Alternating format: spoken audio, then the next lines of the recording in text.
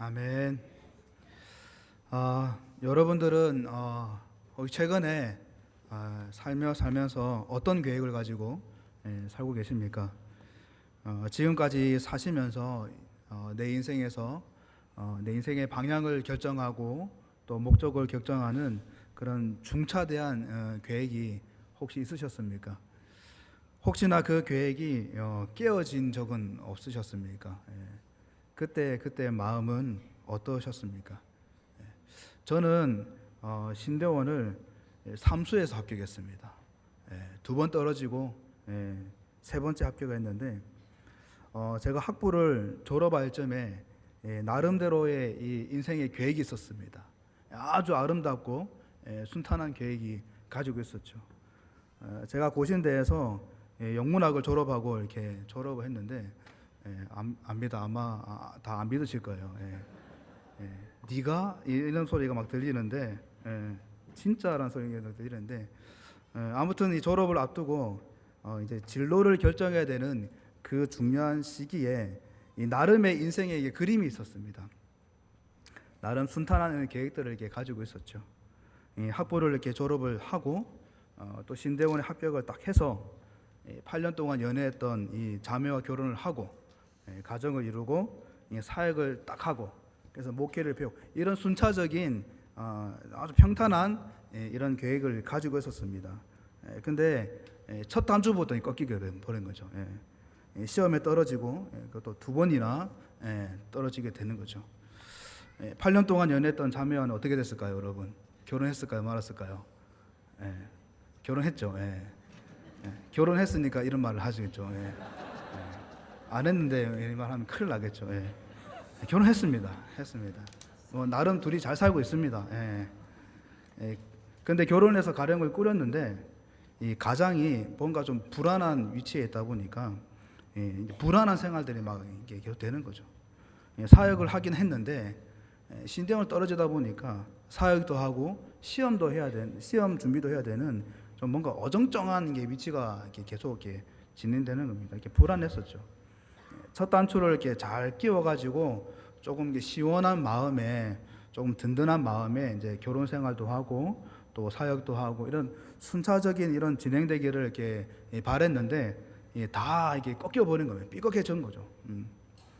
그때 이제 마음 고생을 참 많이 했는데 또 사역을 하고 신대원 준비하면서 또 그때 하나님께서 참 은혜를 주셔가지고 예담이도 주셨어요.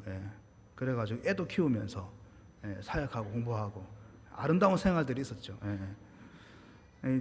지금 돌아보면 정말 하나님께서 그때 저에게 필요한 은혜의 시간이었고 그런 하나님께서 허락하신 시간이라는 것을 알지만은 당시에는 이렇게 좀 불안했습니다. 힘들었죠. 여러분 오늘 본문 가운데서도 이 다윗에게 중차대한 이 계획이 있었습니다. 그게 뭐냐면은 블레셋에 빼앗겼던 이 법궤 하나님의 그 언약궤를 찾아오는 거였어요. 그래서 다윗은 이 계획을 실천하기 위해서 많은 준비를 합니다. 사실 그럴 수밖에 없는 게 여러분 법궤가 뭡니까? 법궤. 이스라엘 입장에서는 이스라엘 이 백성이 하나님의 백성이고 하나님을 섬기는 자라는 것을 보여주는 핵심이 되는 게 이 법궤입니다. 그러니 얼마나 심려를 기울이면서 신중하게 대하겠습니까? 그리고 다윗은 우리가 잘 아는 대로 하나님을 너무나 사랑했던 자입니다. 당연히 이 다윗의 입장에서도 이 법궤에 대한 애착이 있겠죠. 이 하나님의 법궤가 자신의 궁으로 이렇게 들어온다는 모신다는 것이 이 다윗의 입장에서 얼마나 기쁘고 설레는 일이겠습니까? 정말 흥분되고 영광스러운 그런 일로 여겨졌을 겁니다. 잘 아는 대로 법궤가 이 블레셋에 빼앗겼을 때 이 법궤 때문에 사건 사고가 참 많았습니다. 그래서 유다 지역으로 이렇게 이송이 되는데 암소가 끄는 수레에 이제 베세메스로 옮겨집니다. 그런데 거기서 큰 사건이 일어나죠. 뚜껑을 열고 봤다가 하나님께서 그 자리에 쳐셔가지고 5만 70명이 되는 사람이 순간에 단숨에 죽는 그런 사태가 일어납니다. 이 일로 유다 사람들은 이 하나님의 법궤에 대한 큰 두려움을 가지게 되죠. 그래서 사무엘상 6장 20절에 이렇게 기록되어 있습니다. 베셈에서 사람들이 이르되 이 거룩하신 하나님 여호와 앞에 누가 능히 서리요 그를 우리에게서 누구에게로 올라가시게 할까 하고, 여호와 앞에 누가 서리요, 이 하나님을 누가 감당할 것인가, 이 법궤를 누가 감당할 것인가 두려워합니다. 자기의 동네에 두기를 이렇게 무서워하죠. 이렇게 다들 법궤를 꺼려하고 조심스러워하는 그 상황에 법궤는 결국 아비나답 집으로 이렇게 이동이 됩니다. 사무엘상 7장 1절 말씀입니다. 기랏 여아림 사람들이 와서 여호와의 궤를 옮겨 산에 사는 아비나답의 집에 들여놓고 그의 아들 엘리야사를 거룩하게 구별하여 여호와의 궤를 지키게 하였더니. 여러분, 근데 이 아비나답의 집이 어느 동네에 있었냐면 기랏 여아림이라는 이 동네에 있었어요. 그래서 1절에 이제 기랏 여아림 사람들이 옮겼다라고 이렇게 기록이 되어 있는데, 여러분 흥미로운 것은 이 기랏 여아림 사람들이 누구냐 하면은 역사적으로 여호수아 시대로 이렇게 올라가면 기브온 민족이 이 기랏 여아림의 그 지역에 살았습니다. 여러분 기브온 민족이 누굴까요? 사실 이들은 태생적으로는 이 가나안 사람들이죠. 그래서 이 여호수아 시대에 본래는 하나님의 심판을 받아서 죽임을 당해야 되는 그런 자들입니다. 해렘을 당해야 되는 그런 자들이죠. 그런데 비록 이 거짓말로 했긴 했지만은 어쨌든 여호수아와 이스라엘과 약속을 맺음을 통해서 이스라엘 백성, 이 하나님의 백성이 울타리 안에 들어온 자들, 그래 은혜를 입은 자들이 이 자들입니다. 하나님이 이 사건을 통해서 이스라엘 백성들이 법궤를 감당하지 못하겠다, 두렵다, 겁이 난다, 우리는 싫다라고 이렇게 법궤를 떠밀어서 이 기브온 사람들에게 왔을 때 이 기브온 사람들은 이것을 받았고 감당을 했습니다.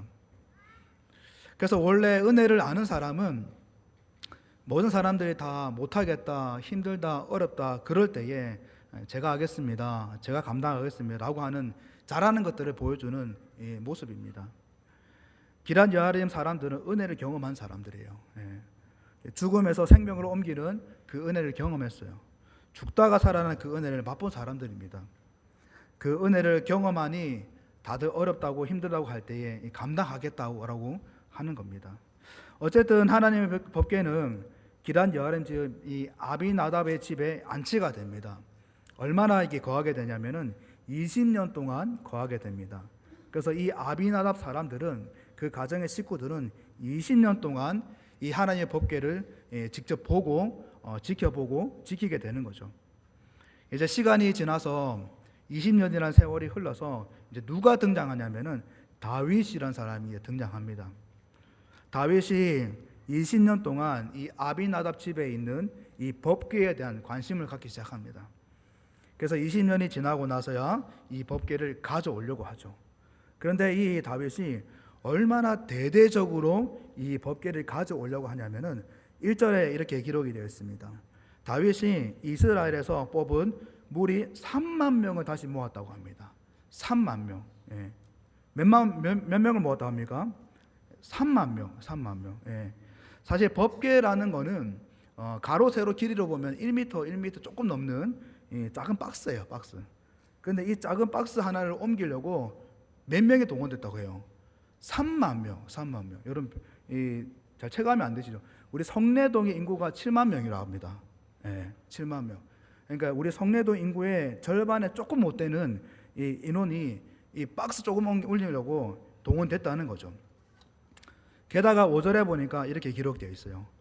다윗과 이스라엘 온 족속은 잣나무로 만든 여러 가지 악기와 수금과 비파와 소고와 양금과 제금으로 여호와 앞에서 연주하더라. 사람만 많이 동원시킨 게 아니라 온갖 악기들을 다 동원시킵니다. 이 작은 박스 하나 옮긴다고 지금 엄청난 이 퍼레이드를 지금 진행하고 있는 거죠. 아마 사람들은 이 광경을 보면서 입이 쫙 벌어졌을 겁니다. 이 분위기에 압도되어서 감탄을 이렇게 금치 못했을 거예요. 여러분, 그리고 지금 이 시점이 어떤 시점이냐면 이 다윗의 이 왕권이 막 강화되는 그런 시점입니다. 그래서 다윗이 왕으로 자리매김하고 안정기에 들어가는 그런 시점인데, 이런 시점에서 다윗이 이 법궤를 이렇게 대대적으로 옮기는 것은 물론 하나님을 향한 다윗의 이 순수한 마음도 있겠지만은 백성들에게, 그리고 지금 이 행렬을 지켜보고 있는 그런 자들에게 어떤 메시지를 지금 던지는 겁니다. 어떤 메시지냐면은, 내가 다스리는 나라는, 내가 왕으로 섬기는 이 이스라엘은 하나님이 중심이 되는 나라야 된다고. 하나님을 진정한 왕으로 섬기는 나라이고, 하나님이 함께하는 나라이고, 하나님의 임재가 있는 나라이고, 하나님의 그 임재로 승리하는 나라이고, 하나님의 통치가 있는 그런 나라가 되게 하겠다라는 이런 다윗의 이 메시지가 이 안에 담겨 있는 겁니다. 여러분, 다윗은 이 법궤를 옮기는데 어떻게 옮기냐면은 3절에 이렇게 기록되어 있습니다. 그들이 하나님의 궤를 새 수레에 싣고 산에 있는 아비나답의 집에서 나오는데, 아비나답의 아들 우사와 아요가 그 새 수레를 모니라. 다윗이 이 법궤를 옮기는데 수레에 실어서 옮깁니다. 그래서 아비나답의 아들 우사와 아요를 수레를 몰게 하죠. 사실 수레는 그 당시에 최첨단 이동 수단입니다. 당시에 가장 편하고 또 가장 합리적이고 가장 안전한 그런 이동 수단이죠. 아비나답의 집에서 이 다윗 선성까지는 한 24km 정도의 거리인데, 사실 이 거리를 이 법궤로 메고 간다는 것은 좀 쉬운 일이 아닙니다. 그래서 가장 합리적이고 또 가장 편리한 방법인 이 수레를 이용하는 거죠. 사실 또 이 수레를 이용하는 것은 그 당시에 가장 있어 보이는 그런 이동 수단입니다. 가장 멋져 보이는 이동 수단이죠.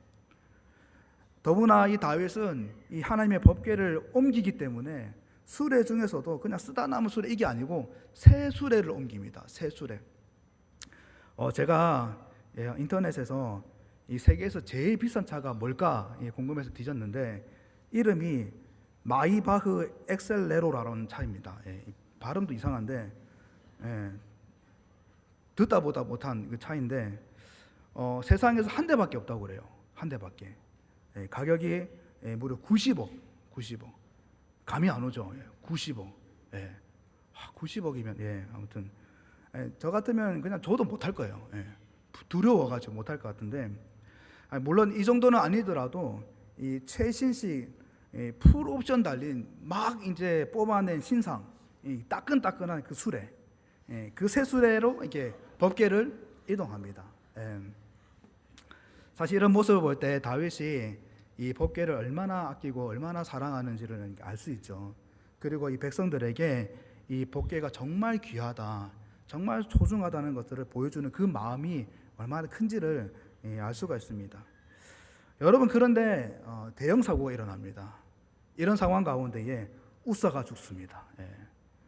한참 대대적인 프레이드가 진행되고 있는 상황에 우사가 죽임을 당해서 분위기가 완전히 딱 바뀝니다. 이 분위기가 완전 싸해지면서 축제가 이제 장례식이 되어버리는 거죠. 우리 6절 7절 말씀을 함께 보도록 하겠습니다. 사무엘하 6장 6절 7절 말씀을 같이 봅니다. 시작. 그들이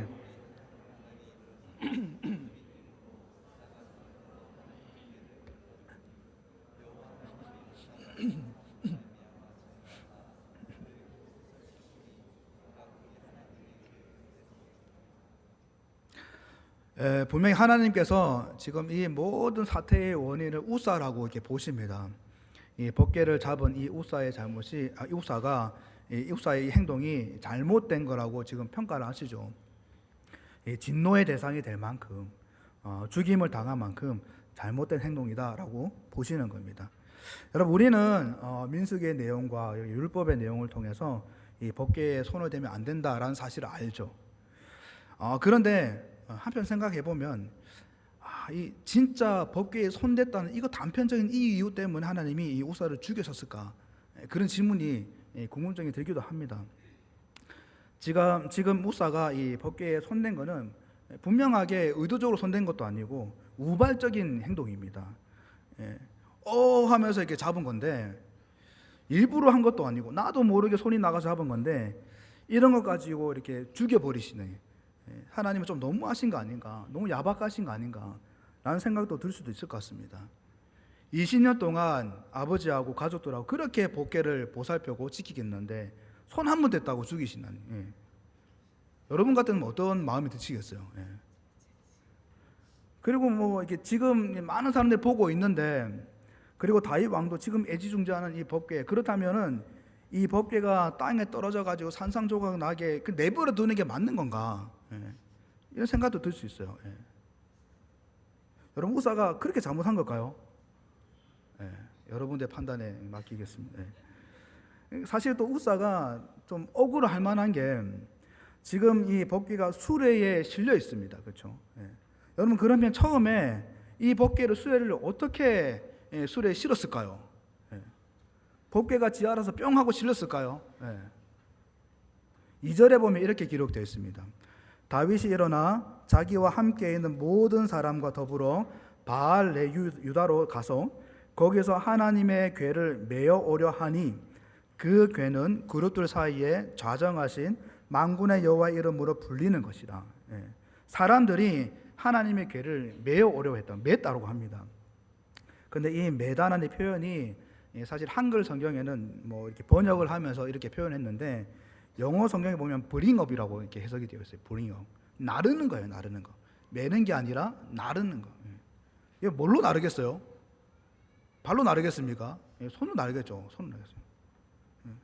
3절에 수레를 손으로 날라서 새 수레에 법궤를 손으로 날라서 새 수레에 실었는데, 그리고 지금 이 우사와 아효가 지금 몰고 가는데, 여러분 제가 우사라고 해도 굉장히 억울했을 것 같아요. 아니 처음 수레에 실었을 때는 가만히 계시더니, 그죠? 법궤를 손을 들고 나는 그 사람들은 가만히 두시고, 이제 와서, 그죠? 어이쿠 하고 잡았는데, 그거 가지고 그렇게 잘못했다고 하시니까 좀 서운하지 않겠습니까? 그리고 이제 와서 이렇게 죽이기가 하죠. 여러분 이게 그렇게 죽을 일일까요? 좀 너무하다는 생각이 들 거라고 생각이 듭니다. 그리고 좀 다윗의 입장에서도 좀 마음이 이렇게 편하지 않았을 거예요. 왜냐하면은 사실 얼마나 많이 준비했습니까? 최고의 이 새수레도 준비했고 온갖 이 악기들을 다 준비했고 그렇게 많은 사람을 대동시켜서 혼신의 힘을 다해서 계획했던 게, 그렇게 좀 기대하는 마음으로 꿈꾸는 마음으로 그렇게 기도했는데 이렇게 파토를 내셔도 이렇게 파토를 내신 게 얼마나 좀 마음이 좀 불편하겠어요, 그렇죠? 그리고 이왕 그만두게 하실 것 같으면 차라리 시작할 때, 그렇죠? 시작할 때 애초에 멈추게 하시면 그나마 마음이 어렵지 않을 텐데 한참 진행되고 있는데, 그죠? 한참 사람들이 환호하고 기뻐하고 그러는데 뚝 끊으십니다. 뚝 끊으십니다. 그러니까 6절에 보니까 나곤의 타작 마등에 이르렀을 때 중간에 갑자기 멈추게 하시는 거죠. 굳이 이 타이밍에 왜 그러셨을까요? 아니 우사를 죽이시더라도 행렬이 다 끝나고, 그죠? 법궤가 다윗성에 도착하고 나서 죄를 물으시면서 죽이셔도 괜찮을 텐데 왜 굳이 지금이냐고요, 지금. 왜 하나님이 이렇게 센스 없게 초르치시냐고요. 너무나 이게 좀 내 성의를 무시하는 같은 그런 마음에 들어서 좀 하나님께 좀 서운한 마음이 이 다윗에게 들지 않을까요? 여러분, 하나님이 왜 이러실까요? 왜 이러실까요? 여러분, 우리가 지금 이 사건을 보면서 또 하나님이 이 제스처를 보면서 정말 알아야 되는 게 뭐냐면은 이 모든 과정 가운데에 하나님의 의도가 있다는 겁니다. 의도. 굳이 이 타이밍에 이 행렬을 멈추게 하시고 우사를 죽이시는 이 모든 것에는 하나님의 의도가 있다는 거죠. 퍼레이드를 중단시킨 그 의도가 있고 우사의 그 죽음을 통해서 깨닫게 하고자 하시는 그 의도가 있다는 겁니다. 여러분, 이 우사는 20년 동안 법궤를 지켜봤어요.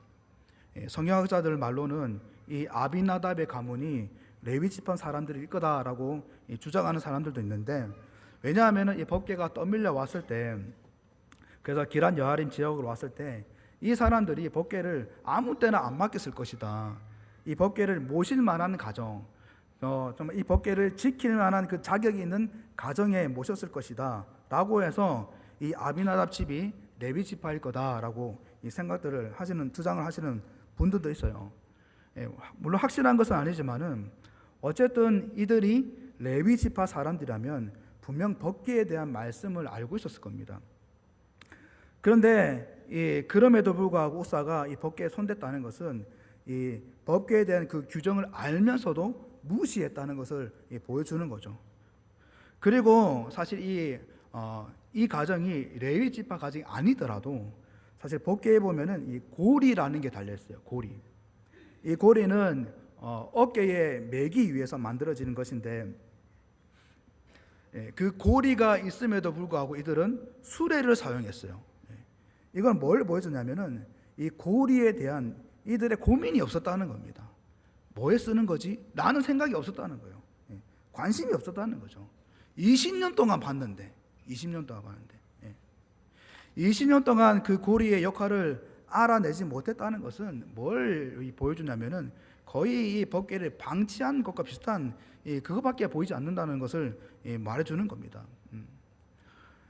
여러분, 법궤를 모신다는 것은 다들 인정하시겠지만은 정말 영광스러운 일입니다. 아무나 할 수 없는 거죠.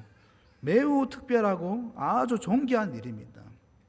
이 일이 아비나답 그 가정에 부여가 됐어요. 우사에게 부여가 됐습니다. 특별한 직책을 감당하는 것만큼 또 책임이 따른 일이죠. 법궤를 살피고 보호하는 그 일이 주어졌을 때에 그들은 그 법궤에 대해서 마음을 쏟았어야 됐어요. 지켜봐야 되고 보살펴야 되고 꼼꼼히 살펴봐야 되는 거였어요. 다른 사람들은 몰라도 적어도 이 우사 가족들은 법궤를 주시했어야 됐어요. 그것이 그들의 책임이고 의무였습니다. 다른 사람들은 법궤에 관심이 없더라도 이들은 이 법궤에 대해서 지극하게 관심을 가지고 봐야 됐습니다. 그들은 이렇게 되면 안 되는 거죠. 여러분, 이런 이 아비나답의 이 가정의 모습, 이 우사의 모습이 지금 얼마나 많이 비일비재하게 보이는지 모릅니다. 다른 사람은 몰라도 목사는 달라야 되는데, 목사가 세상 사람들하고 뭐 또 욕심 많은 이 고위 관직들 사람들 똑같은 모습들, 야욕 채우려는 정치꾼들과 똑같은 모습들, 얼마나 마음이 아픈지.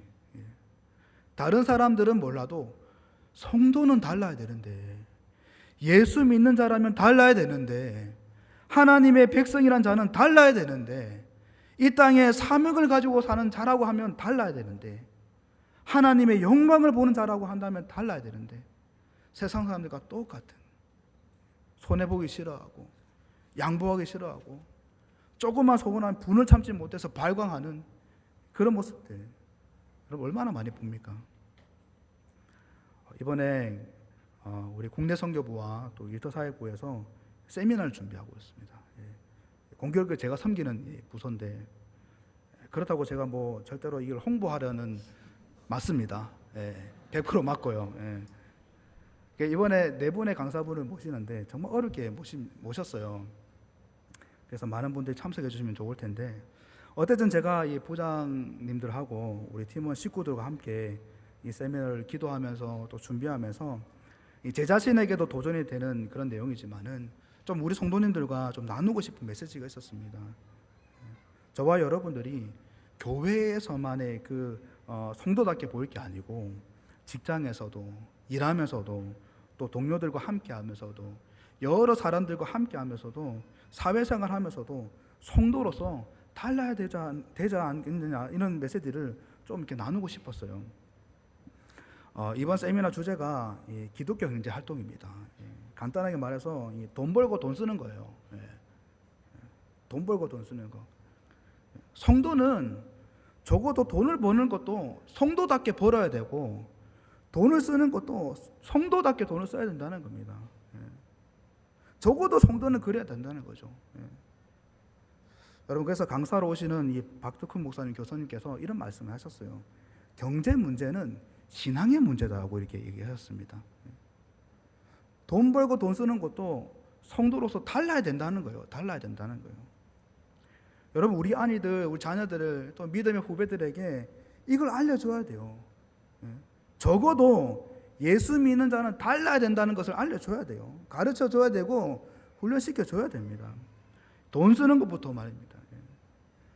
우리 아이들에게 뭐 칭찬 많이 받아가지고 용돈 많이 받고 뭐 칭찬 스티커 모아가지고 이 갖고 싶은 거 원하는 거 갖는 그런 수준의 그 얘기를 하는 게 아니라 예수님을 믿는 자로서 왜 돈을 모아야 되는지, 왜 부자가 돼야 되는지, 어떻게 돈을 사용해야 되는지 그것을 알게 해야 된다는 겁니다.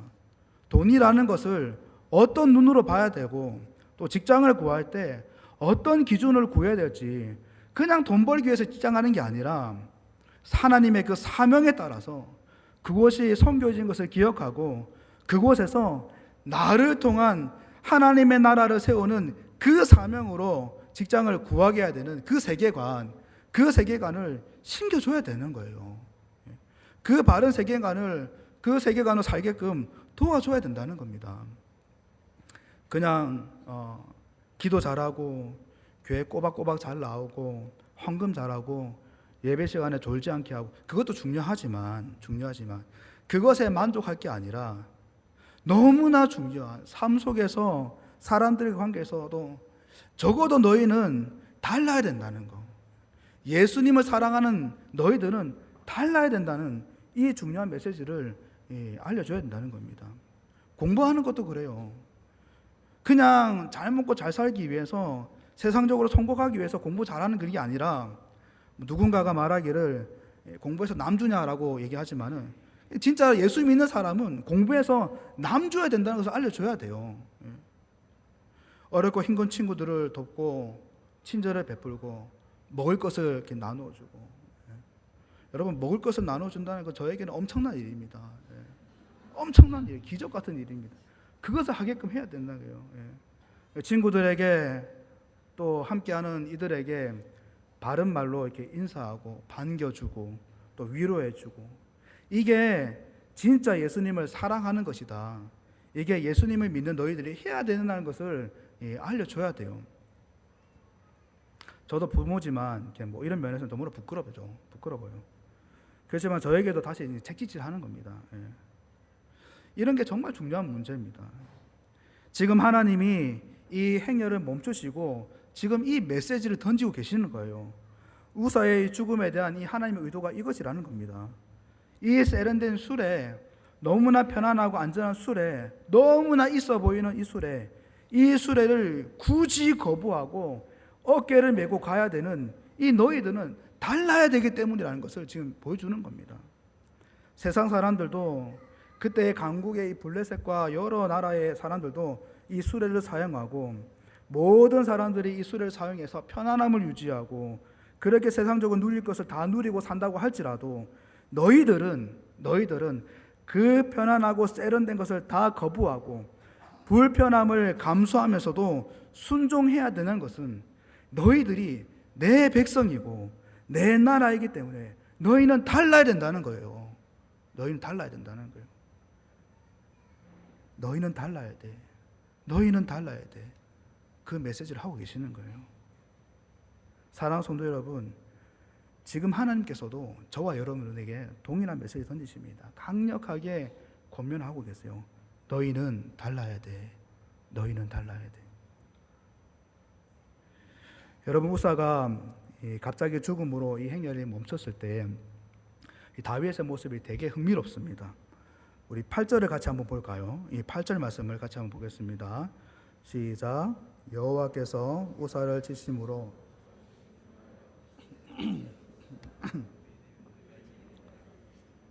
네, 우사를 쳤는데 다윗이 뭐 했다고 합니까? 분했다고 해요. 화가 치밀어 오른 거죠. 여러분, 다윗이 왜 화가 났을까요? 그리고 누구에게 화가 났을까요?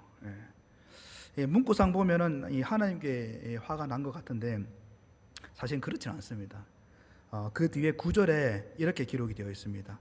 다윗이 그날에 여호와를 두려워하여 이르되 여호와의 개가 어찌 내게로 오리요 하고. 사실은 다윗이 하나님께 화가 났으면은 두려워하는 게 이게 이어지지 않죠. 화가 났으면 이 구절이 나올 수가 없는 겁니다. 여러분 그러면 이게 뭘까요?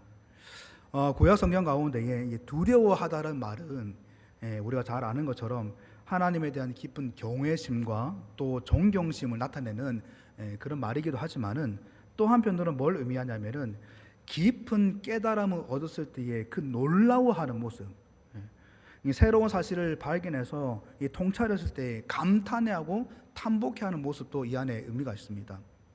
다윗은 지금 하나님에 대해서 새롭고 깊은 그 깨달음을 지금 놀라워하고 있는 거예요.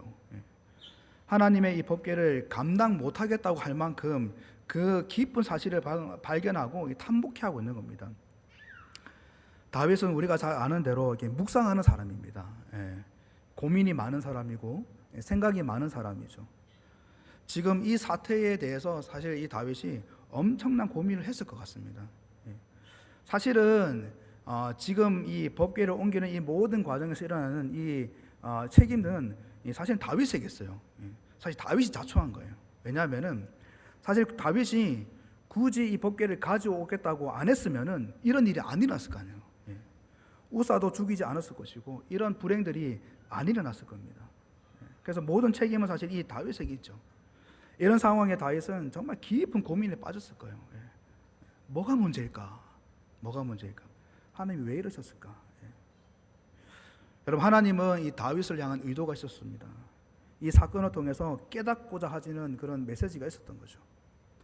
다윗은 어떤 면에서 정말 하나님의 영광을 위해서 한다고 하지만, 그리고 백성들에게 도움이 되고 많은 민족들에게 이 하나님의 영광을 보여주고 싶어서, 정말 진짜 신이 누군지를 보여주고 싶어서, 그래서 하나님을 위해서 좋은 의도로 한다고 하지만은 가만히 들춰보니 이 안에 내 열심이 있다는 것을 발견하게 됩니다. 이렇게 엄청난 프레이드를 하고 이렇게 요란스럽게 법궤를 모시고 온 것을 동원해서 시끌벅적하게 하는 게 어쩌면은 하나님은 나에게 맞추고 있는, 내가 하나님을 끌어당기고 있는, 하나님의 그 영광은 근본적으로 하나님의 보여주셔야 되는 건데, 그 영광을 내가 만들려고 인위적으로 지금 막 뭔가 대동하고 있는 이런 모습들을 보고 계신 거죠. 이런 나의 의중을 하나님께서 보고 계시구나, 나의 이런 심정의 밑바닥을 하나님께서 보고 계시구나, 이런 엄청난 성찰들이 아마 일어났을 겁니다. 하나님이 이 성찰을 의도하신 거예요. 그래서 다윗은 훗날에 죽을 때가 됐을 때 이 다윗의 그 아들 솔로몬에게 이런 유언을 합니다. 역대상 28장 9절 말씀인데, 내 아들 솔로몬아, 너는 내 아버지의 하나님을 알고 온전한 마음과 기쁜 뜻으로 섬길지어다. 여호와께서는 모든 마음을 감찰하사 모든 의도를 아시나니, 내가 만일 그를 찾으면 만날 것이요 만일 내가 그를 버리면 그가 너를 영원히 버리시리라. 하나님은 모든 사람의 마음과 의중을 감찰하시는 분이다. 너의 마음과 너의 의중도 다 아시는 분이야. 조심해라 라고 하는 거죠. 이 유언만 합니다. 이 유언만. 여러분, 결국 법궤는 유턴을 해요. 다윗성에 가지 못하고 오베네돔 집으로 유턴해서 머뭅니다. 그렇게 오베네돔 집에서 석 달을 이렇게 머무는데, 여러분, 중요한 것은 다윗은 그 기간 가운데에 기다립니다. 하나님의 사인이 있을 때까지 기다립니다. 사무엘하 6장 12절 말씀입니다. 어떤 사람이 다윗 왕에게 아뢰어 이르되, 여호와께서 하나님의 궤로 말미암아 오베네돔의 집과 그의 모든 소유에 복을 주셨다 한지라. 다윗이 가서 하나님의 궤를 기쁨으로 메고 오베네돔의 집에서 다윗 성으로 올라갔어요. 하나님께서 오베네돔 집에 복을 주셨다 라는 이런 사인을 지인으로부터 들었을 때, 그때야 다윗이 움직입니다. 다윗이 가서 하나님의 궤를 기쁨으로 메고 다윗 성으로 올라갔다는 겁니다. 다윗은 이 아들 솔로몬이 성전을 짓기 위한 이 모든 준비를 다 했습니다. 다 마련했죠. 더군다나 이 성전에서 예배를 이렇게 돕고 섬길 레위인들을 똑바로 세운 일을 다윗이 감당을 합니다. 그리고 예배 그 성전에 예배 드릴 때 부르는 찬양을 부르는 찬양을 담당하는 찬양팀을 정비하는데 이 모든 것을 이렇게 다윗이 감당합니다. 사투리로 단디하는 일을 다윗이 감당을 하는 거죠.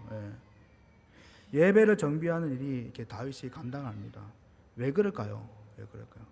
경험했거든요. 하나님을 섬기는 것에 허투루가 있어서는 안 된다는 것을 경험했거든요. 하나님의 궤를 모시고 하나님과 함께 임재를 경험하기 위해서는 이 허투루해서는 안 된다는 것을 깨달았거든요. 이 하나님의 의도를 아는 것이 정말 중요하다는 것을 알았기 때문에 이 레위인과 찬양팀과 예배의 모든 것들을 정비하는 겁니다. 제대로 세우는 거죠. 사랑하는 성도 여러분, 우리 가운데서도 이 다윗과 같은 마음이 다시금 살아났으면 좋겠습니다. 말씀을 맺어갑니다. 사랑하는 성도 여러분, 하나님은 저와 여러분을 향한 의도를 가지고 계십니다. 우리가 세운 많은 계획 가운데서도 또 우리가 살아가는 모든 모습 가운데서도 의도를 가지고 계세요. 우리가 접하고 만나는 모든 일들 가운데서도 의도를 가지고 계십니다. 설사 내가 세운 인생의 중차대한 이 계획이 꺾이고 정지가 되고 멈춰진다고 해도 그 과정 가운데 하나님은 의도를 가지고 계세요. 그 의도를 우리가 발견하게 된다면, 깨닫게 된다면 우리 인생의 삶의 전반적인 해석이 달라질 겁니다. 말씀을 통해서 기도를 통해서 하나님과 그 친밀한 관계를 통해서 나를 향한 하나님의 그 의도를 통찰하는 그 눈을 다시금 소유하시고 기르시고 바라보시는 은혜가 있기 원합니다. 그래서 그 하나님의 의도를 꿰뚫어 보는 그 강력한 힘이 우리 가운데에 정말 풍성하게 작동되기 원합니다. 그래 하나님의 그 의도대로 숨쉬고 말을 하고 손짓하고 살아가시는 저와 여러분들, 우리 공동체가 되기 바랍니다. 그래서 저와 여러분을 통해서 우리 공동체를 통해서 지금도 역사하시는 살아계신 그 하나님이 선포되시긴 그 역사가 우리 가운데 풍성하길 주님의 이름으로 간절히 축원드립니다. 이 시간 우리 함께 찬양할 텐데 주보에 있는 찬송가 말고 새로운 곡을 좀